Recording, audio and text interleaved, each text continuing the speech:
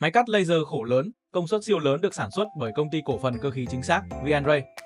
Máy cắt laser VLF 13025G, công suất 40 kW, máy cắt thép đen 105mm nhanh, chính xác và không gây tình trạng biến dạng đường cắt. Công nghệ laser vượt trội nhất 2026, siêu phẩm này dành riêng cho các doanh nghiệp kết cấu thép, đóng tàu ạ. Quý khách hàng có nhu cầu tham khảo máy cắt laser khổ lớn, vui lòng liên hệ ngay số điện thoại 0962 532 395 để được tư vấn ạ.